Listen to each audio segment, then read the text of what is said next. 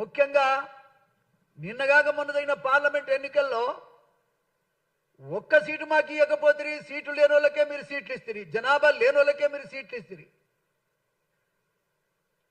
మల్లు రవిని ఏ విధంగా మీరు అక్కడ ఎంపిక చేస్తారు చెప్పండి?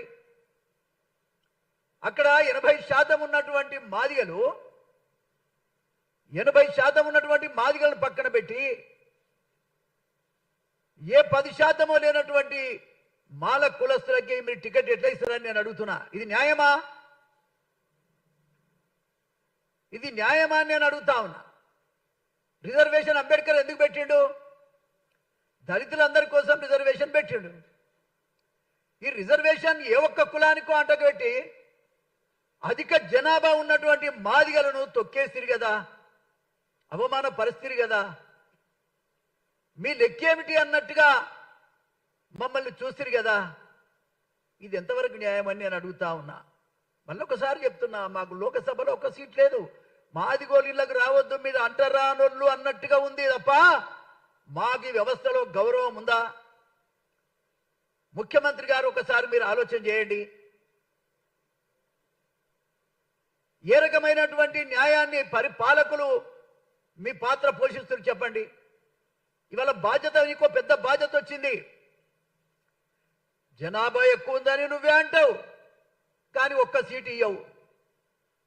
ఇది ఎంతవరకు సమస్యమని నేను అడుగుతున్నా. మేము చెప్పిన మాట నిజమే, నీ ఎమ్మడి ఉంటామని. మాకేమి ఇయ్యకున్నా అడుగడుగున నా కులాన్ని తొక్కేస్తున్నా, మీరు లోకసభలో సీటు ఇవ్వకున్నా, రాజ్యసభలో సీటు ఇవ్వకున్నా, మీరు కులం తక్కువలు ఈ సీట్లలో చట్టసభలలో రావద్దన్నట్టుగా ఈ రకమైన వివక్ష చూపిస్తూ పరిపాలన కొనసాగించడం ఎంతవరకు సమంజసమని నేను అడుగుతున్నా. చాలా బాధతో నేను అడుగుతా ఉన్నా. రేవంత్ రెడ్డి గారు, ముఖ్యమంత్రి గారు, మీరు సామాజిక న్యాయాన్ని చూడాలి కదా. ఈ బాధ్యత ఎవడు? ఈ రకమైన పంపిణీ జరగడానికి ఎవడో వారి పేరు చెప్పు, పోని మీరు చేయకపోతే ఆ వ్యక్తి పేరేమిటో చెప్పండి మీరు.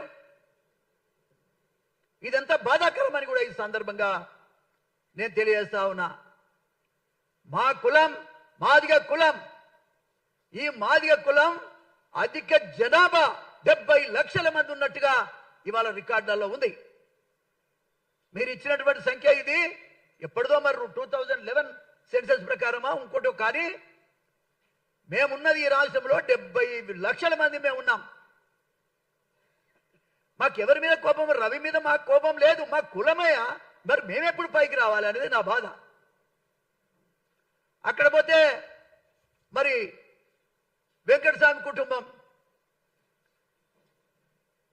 వాళ్ళ సంతానం ఆ కుటుంబంలో ఎంతమంది ఉంటే అంతమందికి పదవులు ఇస్తారా, టికెట్ ఇస్తారా? వివేక్ పదవి మంత్రి, వాళ్ళన్న ఎమ్మెల్యే, కొడుకు పార్లమెంటు. ఎడదచ్చి సావాలి మేము. ఏ రకమైన న్యాయం ఇది? ఆయన ఇంట్లో 3, బట్టి గారి ఇంట్లోనేమో 2. అసలు గవర్నమెంట్లో వీళ్ళ దగ్గర ఉన్నాయి. గవర్నమెంటే వాళ్ళు నడుపుతున్నారు, నువ్వు కాదు నడిపేది. అసలు వాళ్ళకున్న బలం ఏమిటో చెప్పు చూద్దాం. వాళ్ళకున్న బలం ఏమిటి? వాళ్ళ సంఖ్య ప్రకారంగా వాళ్ళకి ఇస్తే మేము వద్దనే పాపాత్ములం కాదు. కానీ మా కులాన్ని అన్యాయం జరిగినా, ఒక్క సీటు ఇవ్వకపోయినా, ఒక్క మాల కులస్తుడు అయ్యో అన్యాయం జరిగిందని అనలేకపోతున్నదే. ఇదెక్కడి ధర్మం? ఇదెక్కడి ధర్మం అని నేను అడుగుతున్నా. అందరం బతకాలి కదా. ఓ కాలంలో 6 పార్లమెంట్ ఉంటే 6 పార్లమెంట్ వాళ్ళకి తీసుకున్నారు ఆ కాలంలో వెంకటస్వామి నాయకత్వంలో. ఇది ఎంత బాధాకరం మీరే చెప్పండి. మాదిగలు అధికం, మాదిగలే మెజారిటీ. ఇలా పత్రికలు రాసినాయి. మరి ఏం లాభం అండి? ఓట్లు ఇస్తేనే కదా, ఓట్ల సంఖ్యను బట్టే కదా గెలిచేది. ఈ సంఖ్యను పెంచేది, ఓట్లు వేసేది ఎవరు? మాదిగోలు కాదా? ఈ గవర్నమెంట్ నిన్నగాకముంటే రావడానికి కారణం మాదిగలు కాదా? ఇదే మోత్కుపల్లి నరసింహులు ఖచ్చితంగా ఈ రేవంత్ రెడ్డి ముఖ్యమంత్రి కావాలి, మాదిగలంతా దళితులంతా ఓట్లేయాలని నినాదం ఇచ్చింది ఈ మోత్కుపల్లి నరసింహులు కాదా?